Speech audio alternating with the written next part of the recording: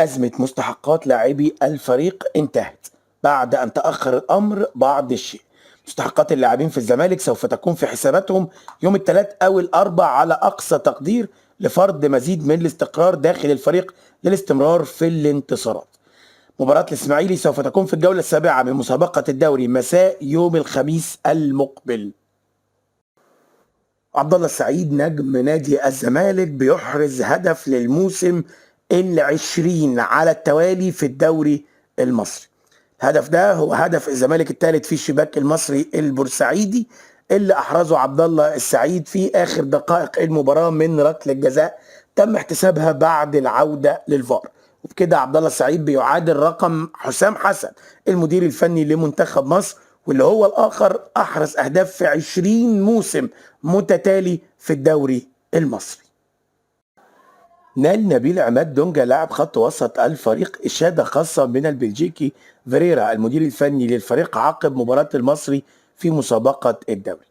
وحرص المدير الفني على الحديث مع اللاعب عقب انتهاء اللقاء وأثنى على المستوى الذي يقدمه دونجا في الفترة الأخيرة، وطلب فيريرا من اللاعب الاستمرار على نفس المستوى للحفاظ على مكانه في التشكيلة الأساسية، وطلبه بالهدوء والحذر من البطاقات الصفراء. والله دونجا بيقدم حاجة محترمة جدا جدا من بداية الدوري. احنا مشكلتنا الكبيرة مع نبيل عماد دونجا هو اننا لسه فاكرين النسخة الأسوأ من دونجا في نهاية الموسم الماضي، وبنحكم على اللاعب دلوقتي بالنسخة دي. ولكن دونجا طبعا لاعب كويس وكويس جدا، واتمنى من كل قلبي ان هو يحافظ على مستواه ويركز اكتر من كده كمان. تحدث البلجيكي فيريرا المدير الفني للزمالك مع عمر جابر لاعب وقائد الفريق بعد الفوز على المصري. فيريرا تحدث مع جابر وأشاد بالمستوى المميز له خلال المباراة، حيث أحرز عمر جابر الهدف الثاني للزمالك في الشوط الثاني وظهر بشكل متميز جدا على مدار ال90 دقيقة. وأكد فيريرا عمر جابر على أهميته في خط دفاع الزمالك ودوره في تنفيذ التعليمات الفنية وقيادة الفريق من داخل الملعب، وطلبوا بمواصلة التركيز بنفس الروح في المرحلة المقبلة، خاصة وأنه عليه دور كبير جدا مع الفريق سواء داخل المستطيل الأخضر أو خارجه. حصل ظهير أيسر الفريق أحمد فتوح على وعد من البلجيكي يانك فيريرا المدير الفني للزمالك، حيث وعد فيريرا فتوح بأن يكون له دور مع الأبيض خلال الفترة القادمة ويساعد الفريق في تحقيق الانتصارات، وألا يقتصر دوره على المشاركة لدقائق معدودة. وأكد فيريرا على اللاعب على ثقته الكبيرة فيه وأنه يدرك مدى قيمته الفنية وإمكانياته، ويريد منه فقط التركيز أكثر من ذلك، وأن يكون لديه إصرار على العودة لمستواه لأنه يمتلك إمكانيات كبيرة جدا. هذه الإمكانيات هي التي تجعله جدير بأن يكون أساسيا بالفارس الأبيض والمنتخب، والأمر بيده وحده.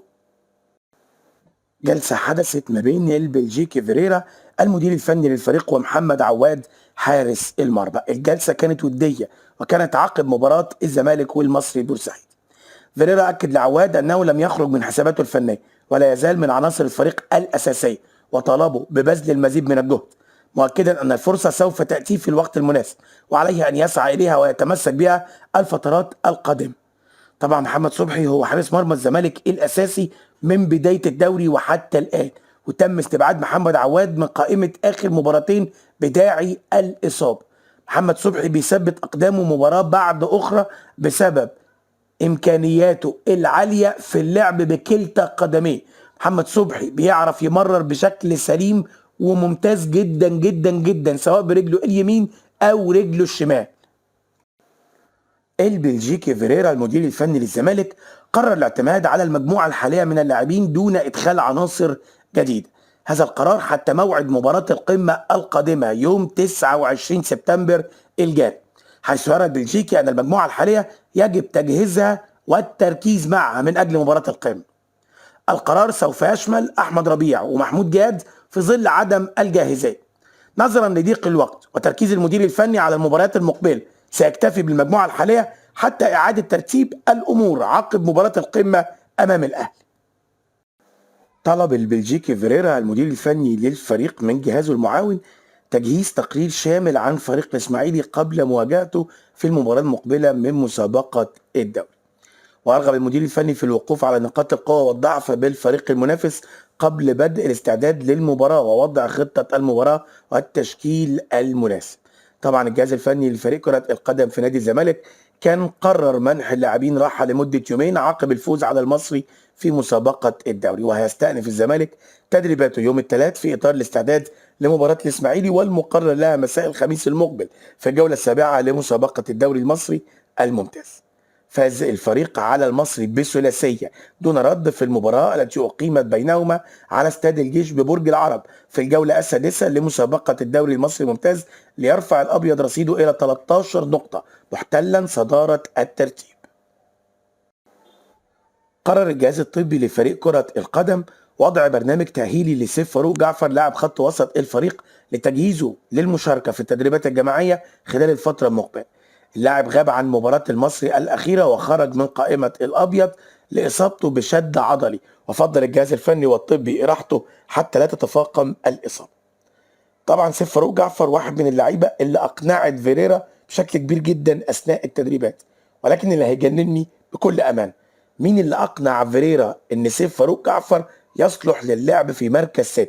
سيف بكتيره جدا جدا مركز 10 أو جناح يمين، أكتر من كده مفيش، واللي مستني من سيف أكتر من كده مش هيلاقي، وده بيأثر على مستوى اللاعب وصورته قدام الجماهير اللي غصب عنها بتضطر تهاجم اللاعب.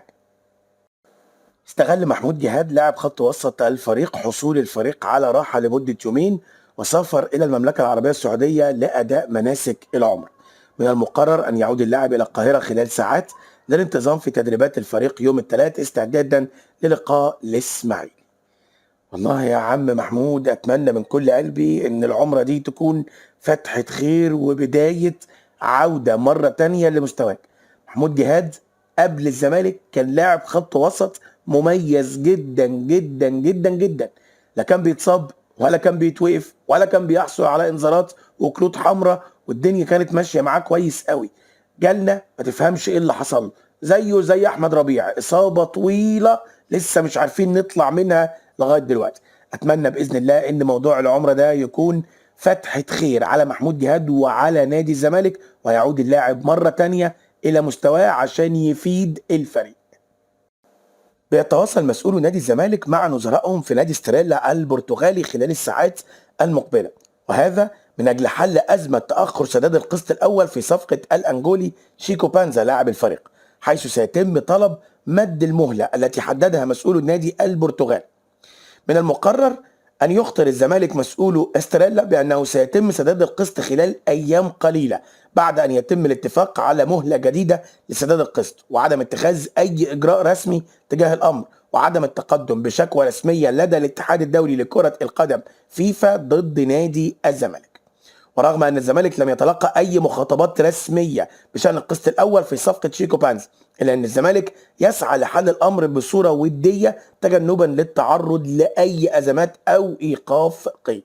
حيث تلقى مسؤول نادي الزمالك اتصال من نادي ستريلا يخطرهم فيه بأن الخميس المقبل هو آخر موعد للرد على قيمة القسط الأول، وحال عدم الرد على تلك المهلة سيتم التقدم بشكوى رسمية للفيفا ضد نادي الزمالك. انتشرت خلال الساعات القليلة الماضية أنباء كبيرة جدا عن أن الزمالك بيخطط للتخلص من التونسي سيف الدين الجزيري مهاجم الفريق من أجل التعاقد مع اللاعب البرازيلي جيل هيرمي بيسولي. طبعا اللاعب بيلعب في أحد أندية الدوري التايلاندي، ما عنديش أي معلومات عنه ومش هدور على معلومات عنه لأن هذه المعلومات غير صحيحة على الإطلاق. مفيش أي مفاوضات أو تفكير في اللاعب البرازيلي حاليا، لا من قريب ولا من بعيد. الزمالك دلوقتي بيدور أكتر في حل الأزمات المالية أكتر من التفكير في صفقات يناير. حتى لو حصلت صفقات في يناير ففيريرا المدير الفني لنادي الزمالك ما بيفكرش قوي في مركز المهاجم ومش من أولوياته. احمد سيد زيزو خرج في الشوط الاول من مباراه الاهلي وانبي، المباراه اللي انتهت بالتعادل الايجابي ما بين الفريقين. اصابه احمد سيد زيزو عباره عن شد في العضله الضمه، فتره غيابه لن تقل باي صوره من الصور عن 3 اسابيع وربما تصل لشهر او شهر ونص. اصابه من الاصابات الخادعه، يعني اللاعب ممكن في الاحماء او قبل المباراه يحس انه كويس جدا جدا جدا، ومع اول دقائق في المباراه تبدا الالام تهاجمه. زيزو لن يكون متواجد في مباراة القمة القادمة ما بين الزمالك والأهلي. كنت أتمنى من كل قلبي إنه يكون متواجد، لأن زيزو كان هيتواجد ودماغه مش في الملعب قد ما دماغه في الرد على الجمهور، وبناء عليه كان هتحصل مناوشات ما بينه وما بين الجماهير، وجماهير الأهلي كان هترد على تلك المناوشات، والجو كله على بعضه هيكهرب، وكان زيزو هيكون نقطة سلبية قوية جدا عند فريق النادي الأهلي. على العموم هم كده ولا كده مش ناقصين، هم ماشيين ينقطوا لوحدهم.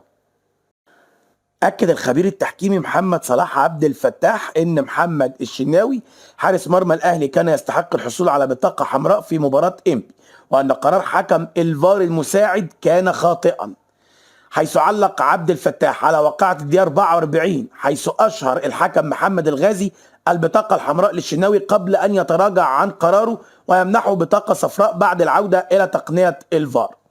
وأوضح عبد الفتاح أن الشناوي ارتكب مخالفة خارج منطقة الجزاء ومنع فرصة محققة للتهديف، وهو ما يستوجب الطرد المباشر وفقا للقانون. وأشار الخبير التحكيمي إلى أن تدخل حكم الفار غير سليم وغير صحيح قانونيا، وأن التراجع عن قرار الطرد كان قرار غير صحيح.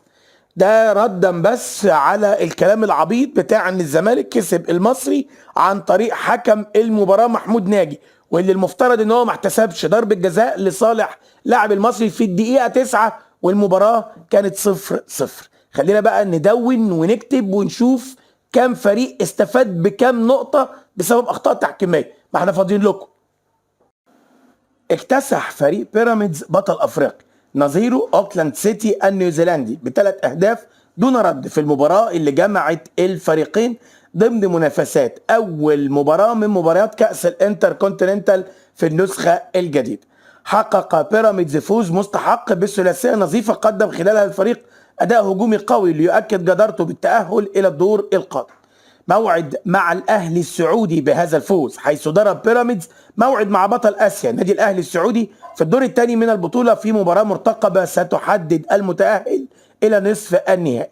بيشارك بيراميدز في البطولة بصفته بطل دوري أبطال إفريقيا، بينما يشارك أهلي جدة بصفته بطل دوري أبطال آسيا في النسخة الأخيرة. اوكلاند سيتي ده الأهلي كان بيكسبه عادي جدا، زي ما أي حد بيعدي جنب منه بيكسبه عادي جدا، ومفهمنا ان هو كده وصل للعالميه. بس بقول لكم ايه، كاس الانتر كونتيننتال يعني هو بيراميدز كده بعد ما كسب اوكلاند سيتي بقى بطل المحيط الهادي والمحيط الاطلسي وطلعت الموريتيه. الموقف الحالي الخاص بلاعب الزمالك عمر فرج، اللاعب اللي معروف طبعا انه خرج من الحسابات الفنيه للبلجيكي فيريرا. هناك اتجاه قوي لعودة اللاعب إلى التدريبات الجماعية خلال الفترة القادمة، خاصة أنه مستبعد من التدريبات ولكنه ضمن قائمة الفريق. ابتعاد اللاعب رغم قيده في القائمة يعد أمر غير قانوني، ويستطيع اللاعب شكوى النادي وفسخ عقده من طرف واحد، بل وإلزام الزمالك بدفع راتبه بالكامل. طبعا الزمالك أصلا ملتزم بدفع الراتب وأقساط ناديه السويدي السابق. اللاعب لا يدخل ضمن حسابات المدير الفني فيريرا، والذي لا يرغب في الاعتماد عليه، ومشاركته في التدريبات لن تعني ضمه لقائمة المباريات.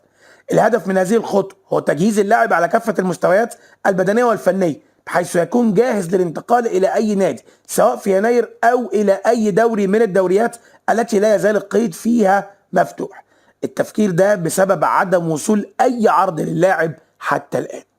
تفتكروا هل عمر فرج ممكن يحصل سيناريو مختلف بانه يخش التدريبات ويجتهد ويعني يظهر بشكل كويس ويلفت نظر المدير الفني ويخش الماتشات؟ الله اعلم. في النهايه بتوجه بكل الشكر لحضراتكم على حسن المتابعه والاستماع، مع وعد بتجدد اللقاء. تقبلوا تحياتنا مؤمن شلبي ومحمود فاروق من قناتكم كرة كل يوم مع مؤمن، والسلام عليكم ورحمه الله وبركاته.